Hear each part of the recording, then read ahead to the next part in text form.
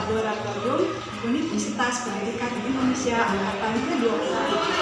Hari ini kita mau membuat alat sederhana, yaitu mikroskop sederhana. Tidak menggunakan alat yang susah dan ada di sekitar kita, sehingga ketika pelajaran biologi nanti kita bisa melihat dengan jelas bagaimana serat-serat bisa dalam kain atau untuk melihat jaringan yang ada di tumbuhan. Oke, langsung saja alat dan bahannya.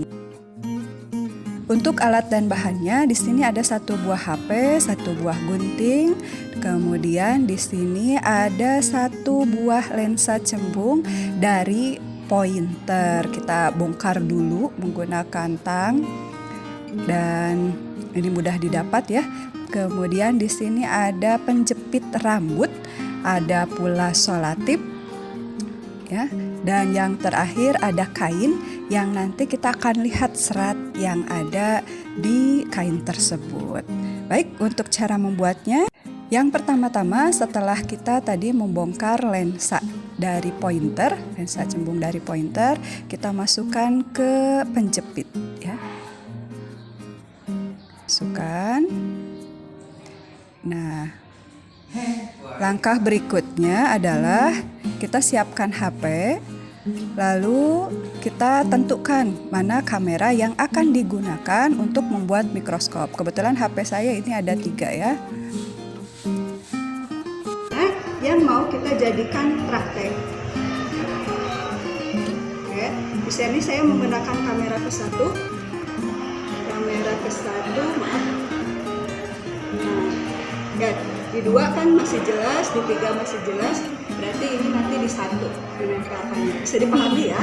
Dan berikutnya kita langkah berikutnya setelah kita tadi menjepit lensa, kita simpan lensa tersebut di atas kamera nomor 1 ya. Kamera lensa nomor 1, lalu kita pasang lakban solatip atau solatip ke atas penjepit rambut tersebut, sehingga nanti tidak bergerak ketika kita menggunakannya. Baik, alat kita sudah selesai dan sekarang kita akan mencobanya. Kita akan lihat bagaimana serat kain yang ada bisa terlihat dengan alat yang sederhana ini. Kita bisa melihatnya. Ini serat kain yang ada bisa di sarung terlihat ya serat-seratnya. Ya, bisa terlihat dengan jelas. Oke, agar lebih jelas kita akan coba perbesarannya. Berikutnya kita coba perbesar lagi. Deg-deg. Dan kita cari yang paling jelas. Jelas ya. HP ini bisa memperbesar Kemudian sampai kita 4 perbesar kali lagi. lipatnya. Ini baru 1,4 kali. Oke. Kita coba lagi perbesar sampai nanti perbesaran. Saya agak pindah. Nah, ini perbesaran maksimalnya bisa dilihat ya. Kelihatan ya.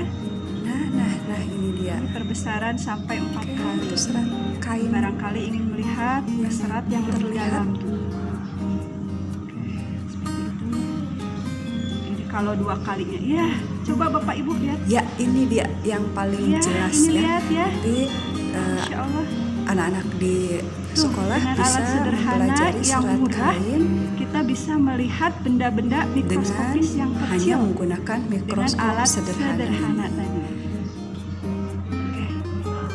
Itu ya Bapak dan Ibu. Baik, sekarang kita akan ke penjelasan mengapa terbentuk bayangan serat kain dengan jelas setelah tadi kita memasang 2 buah lensa cembung. Bayangan terbentuk pada mikroskop dengan menggunakan 2 buah lensa, yaitu lensa objektif yang dekat dengan benda dan lensa okuler yaitu kamera HP yang dekat dengan mata kita.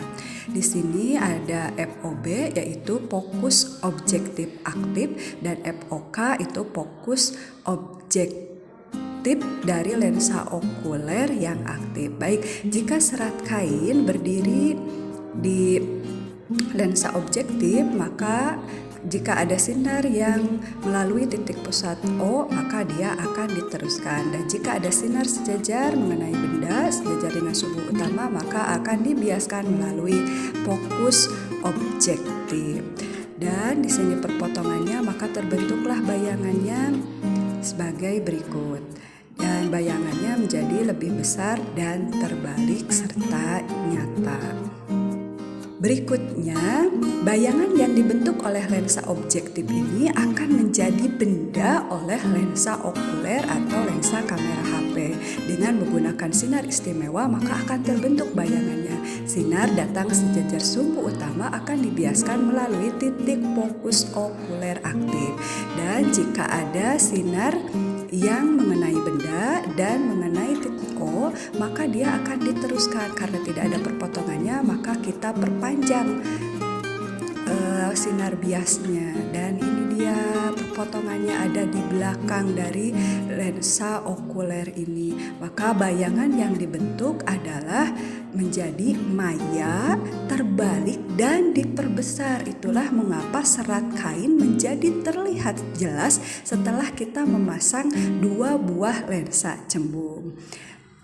Ya, berikutnya perbesaran total dari hasil kedua lensa ini, M total itu sama dengan perbesaran pada lensa objektif dikalikan dengan perbesaran pada lensa okuler. Dan jika lensa kamera kita perbesar, maka otomatis bayangan yang dihasilkan oleh mikroskop ini juga menjadi lebih besar.